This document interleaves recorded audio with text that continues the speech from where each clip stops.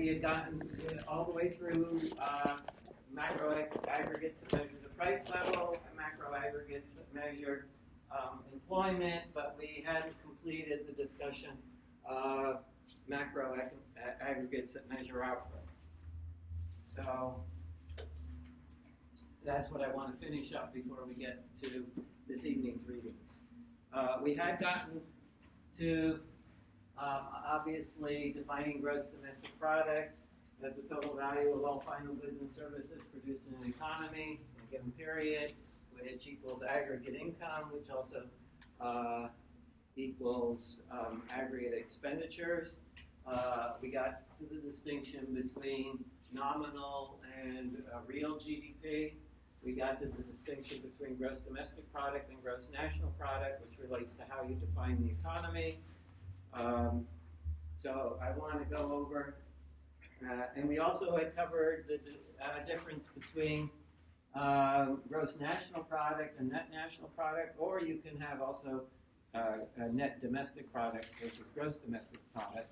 And in both cases, depreciation is the distinction, which is theoretically a better measure of final goods and services. Gross national product or gross domestic product? No. Gross domestic. I'm sorry, I asked the wrong question. So you couldn't have possibly. Which is a better measure of final goods and services? Gross national product or net national product? The net, all right? In other words, you don't want to count the new houses and new factories that are replacing others that have worn out as an increase in output, right? It's just replacing what's worn out. So the net numbers are theoretically more correct, but in the past, calculating depreciation was tricky, and therefore there's been a tendency to focus on the gross numbers, although they have always both been reported. So the next distinction is between net national product and national income. And theoretically, they're the same number, but there are different ways of calculating gross domestic product. You can calculate it on the basis of final goods. You can calculate it on the basis of income, because it should be the same. You can calculate it on the basis of value added, and they don't always come up with the same number. So there is a statistical discrepancy in the national income and product accounts. Fortunately, it's relatively small, less than 1%. And so theoretically, those two are exactly the same number, but one subtracts the statistical discrepancy. The distinction between national income and personal income is the distinction between income earned versus income received. So, for instance, the amount of income that you earn that gets paid into Social Security, right? That's income that you've earned but you haven't received.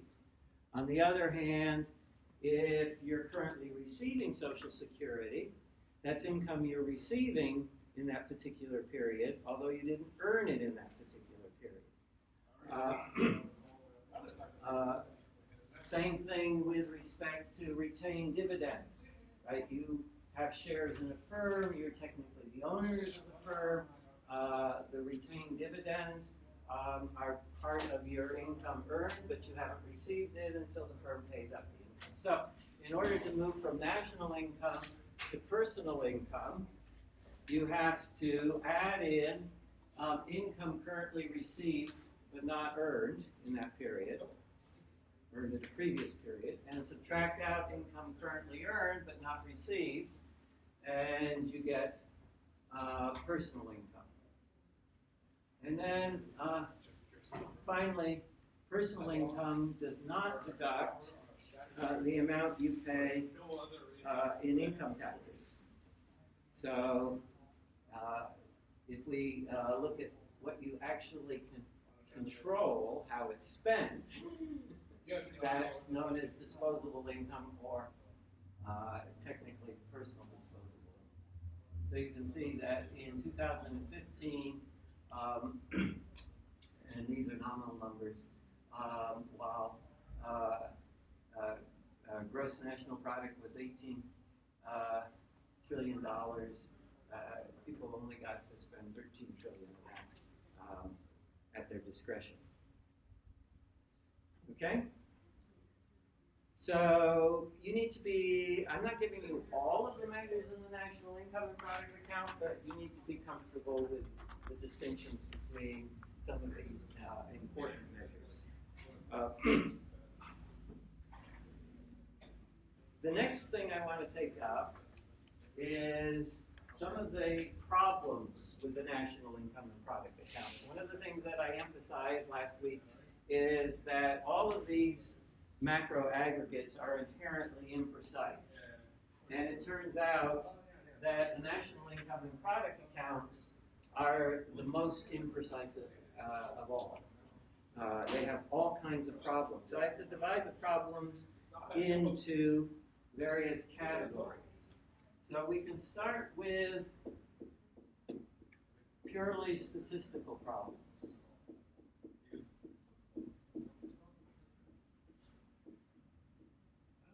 And one of those is just measurement error, as reflected in the statistical discrepancy. Right? You have several ways of trying to measure total output or total expenditures, and you come up with different numbers. It's like counting the same pile of change twice, and you get a different result. You know that at least one of the numbers is wrong. Fortunately, this is not a major problem with the national income and product accounts, except for the fact mentioned in my article that you read for last week, the short one online, about all the final revisions. They revised 3 years later, and then there are comprehensive revisions, which make these annoying for those of us who have sort of a historical approach to things, having the numbers changed on us. And I'll give you an example of that, but it's an example that results from the second statistical problem, which is we're ultimately interested in real GDP, not nominal GDP. So that means we're combining the statistical difficulties of estimating nominal GDP with the inherent imprecision of a price index. So I refer to this as the price index interaction. And in other words, your real number is the result of two inherently imprecise numbers. And I gave, in the article, the short article I had you read for last week, I gave one of the more striking examples of that, which was the change in the estimates of what happened to the U.S. economy over the World War II and post-World War II period. In 1960, your GDP estimates were using 1929 as a base year.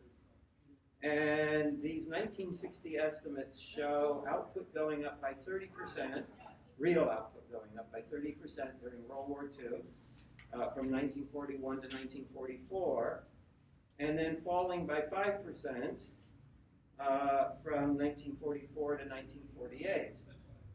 Then in 1990, they changed the base year to 1982. And all of a sudden, the increase over World War II rose from 30% to 50%, and the decline in the post-war period rose from a fall of 5%, instead of falling 5%, fell 30%. So all of a sudden, the numbers were showing a major recession in the post-war period that no one knew about at the time.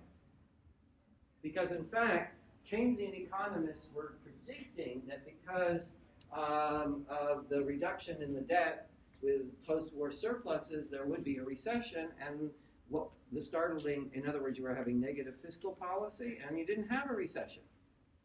You had the economy moving to full employment fairly smoothly, and the numbers don't even show up in the unemployment numbers.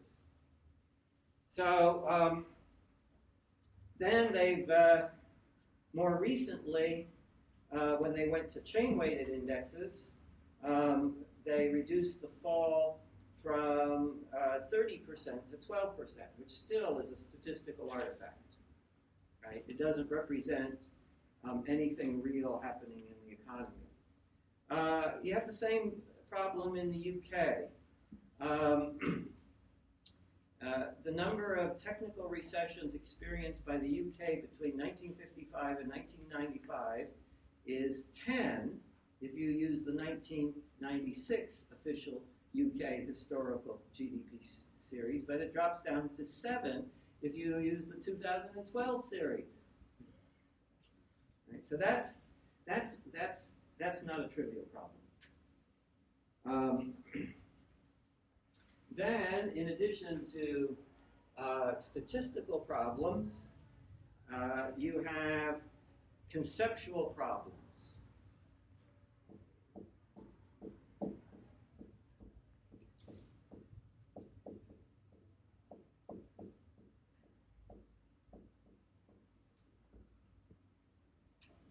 And the first set of conceptual problems is that the numbers do not include all output.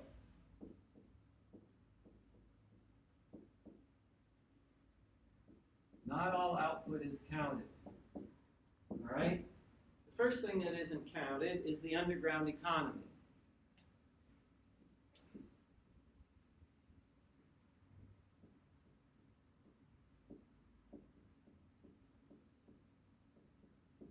In other words, prostitution, pornography, gambling, illegal drugs, right? These are all either illegal production or production that's unreported but otherwise legal. And all of this, as far as economists are concerned, right, are satisfying people's preferences, are contributing to people's utility, and therefore are part of the economy's output. And they're not counted. Now, there are crude estimates of illegal production and unreported activity for various economies. Unfortunately for the U.S., the estimate is that if you captured the underground economy, it would raise the numbers by 10%.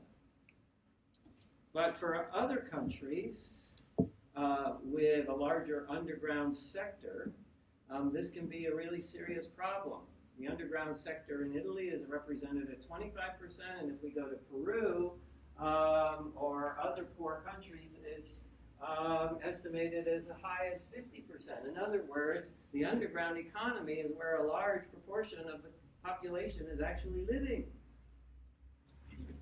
and it's not counted. Now, it turns out that the UK and other European countries are planning to try to revise their numbers again by including the underground sector estimates. I think this is a mistake because it's another example of a theoretically more correct number but empirically less reliable because it's very hard, to accurately measure the underground economy. And then the second part of output that's not included is non-monetary output. For instance, from 1950 to 1990, there was a huge increase in the labor force participation rate of women. If you go back to the 1950s, most women in the United States, or at least most middle-class women, were housewives. Does that mean they weren't doing anything? Not at all. What were they doing? Cleaning, cooking, childcare. How much is that worth? Well, how much do you have to pay people to do that? And if you go back far enough, right, it's estimated that in 1900, laundry for a family of 5 took a woman 2 to 5 days of work. In other words, these activities should be counted at what they would cost on the market, but they aren't captured. Or to put it in a more clever way, the man who marries his housekeeper reduces real GDP. Also, household do-it-yourself work, right? If you renovate your kitchen and you hire somebody to do it, all of that is counted in GDP. But if you do it yourself, right, only the materials are counted in GDP, not your labor. And this can be a particularly serious problem where you have a large agricultural sector where there's a lot of production for household use on the farm, although there is an attempt to measure that. So it doesn't count all output, and even the output that is counted is not accurately measured.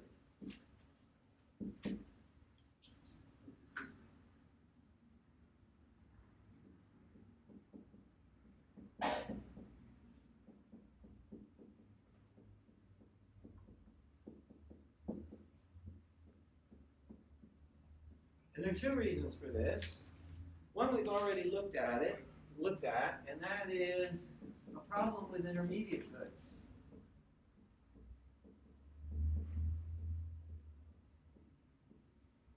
We've already seen this problem with respect to the statistical discrepancy, with the depreciation. But technically, the gasoline you use to drive to work, right, is a factor of production. It is contributing to your output, and yet it's counted as consumption. The gasoline you use to go on vacation is part of consumption. TV, radio, and magazines are supported by advertising. Advertising is counted as an intermediate good, even though most of the entertainment on TV and radio is a final good. If the TV and radio is subsidized by government, it's counted as a final good.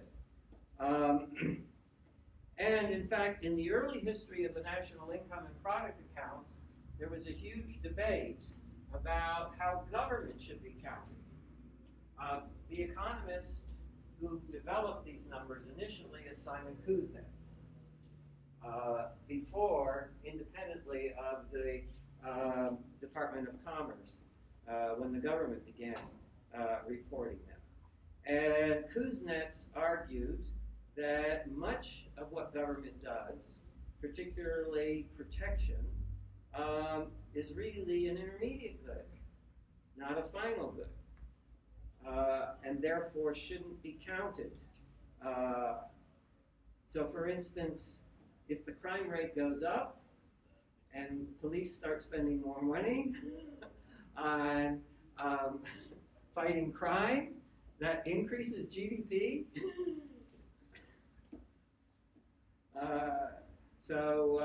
But when the Department of Commerce decided to start reporting this number, they were going to count all government purchases of goods and services. And then finally, we have a market price problem. Because in order for this number to make theoretic sense, right, the reason that you can add up apples and CDs and chocolate chip cookies is because you're using prices, but those prices are supposed to reflect the marginal value of those goods and services.